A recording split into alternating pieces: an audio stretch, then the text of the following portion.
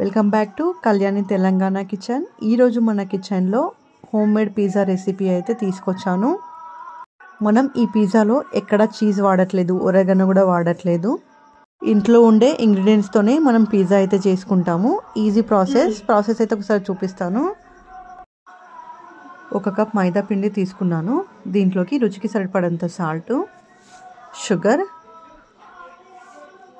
Eno వేస్తున్నాను. నేను ఇక్కడైతే ఈస్ట్ కానీ బేకింగ్ పౌడర్ కానీ వాడట్లేదు. 1/2 టీ స్పూన్ తినే సోడా. ఒకసారి పిండి అంతా మంచిగా మిక్స్ చేసుకొని వాటర్ వేస్తూ ఒక ముద్దలాగా వచ్చేంత వరకు అయితే పిండిని మెదిపి తీసుకోవాలి. చపాతీ పిండిలాగా కలుపుకుంటే సరిపోతుంది. చీజ్ వాడట్లేదని చెప్పాను కదా, చీజ్ ప్లేస్లో అయితే మనం బటర్ మైదాతో ఒక క్రీమీ టెక్స్చర్ అయితే చేసుకుంటాము. 1/2 టీ స్పూన్ బటర్ వేసి, బటర్ మెల్ట్ అయిన తర్వాత 1/2 టీ స్పూన్ మైదా పిండి వేసి మంచిగా ఫ్రై చేస్తూ ఒక ముద్ద అయిన తర్వాత 1 టీ కప్ గ్లాస్ వాటర్ అయితే వేసి ఎక్కడ ముద్దలు లేకుంటూ మధ్యలో కలుపుతూ క్రీమీ టెక్స్చర్ వచ్చేంత వరకు అయితే మిక్స్ చేస్తూనే ఉండాలి. ఇప్పుడు ఈ దగ్గర పడిన మిశ్రమంలో రుచికి సరిపడంత సాల్ట్, కొంచెం షుగర్ వేసి మళ్ళీ ఒకసారి మిక్స్ చేసి స్టవ్ ఆఫ్ చేసి పక్కన పెట్టేసుకోవాలి.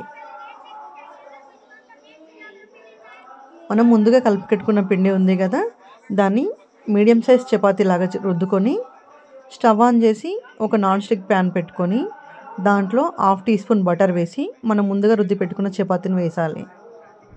ఈ చపాతీ కార్నర్స్ అయితే మనం వత్తి తీసుకోవాలి. మనం మధ్యలో వేసే ఏ ఇంగ్రీడియంట్స్ కానీ బయటికి వెళ్ళకుండా ఉండడానికి. ఇప్పుడు మనకు ఆ చపాతీ పొంగకుండా ఉండడానికి ఫోర్క్తో మధ్యలో ఇలా హోల్స్ అయితే పెట్టుకోవాలి. ఇక్కడ నేను హోమ్ మేడ్ పిజ్జా సాసే వాడుతున్నాను. ఈ పిజ్జా సాస్ నేను ముందుగానే పోస్ట్ చేశాను, మీరు మన ఛానల్లో అయితే ఉంటుంది. నేను డిస్క్రిప్షన్లో లింక్ కూడా పెడతాను, ఒకసారి మీరు కావాలంటే అక్కడికి వెళ్ళి కూడా చెక్ చేయొచ్చు.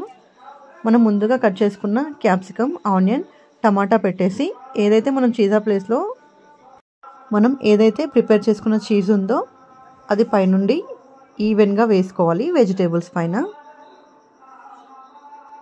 వెజిటేబుల్స్ పైనే వేసుకోవాలి, పక్కన పడకుండా. ఒకసారి స్పూన్తో అయితే మంచిగా అడ్జస్ట్ చేసుకోవాలి కార్నర్స్కి.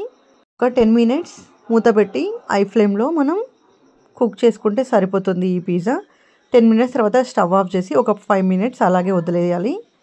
ఒక 5 మినిట్స్ తర్వాత సర్వ్ చేసుకొని తినేయడమే. ఇప్పుడు మనం పైనుంచి వేసుకోవడానికి లైట్గా సాల్ట్, కొద్దిగా పెప్పర్, లైట్గా చిల్లీ ఫ్లేక్స్. స్పైసెస్ ఎక్కువ కావాలనుకున్న వాళ్ళు కొంచెం ఎక్కువ వేసుకోవచ్చు చిల్లీ ఫ్లేక్స్ వేసి.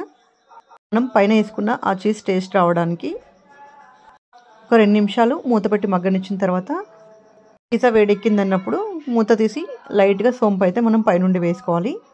ఇప్పుడు మూత పెట్టి ఒక 10 నిమిషాలు హై ఫ్లేమ్లో పెట్టి పిజ్జా అయితే మనకు రెడీ అయినట్టు అనిపిస్తుంది కదా. ఇప్పుడు స్టవ్ ఆఫ్ చేసి ఒక 10 నిమిషాల తర్వాత సర్వ్ చేసుకొని తినేయడమే.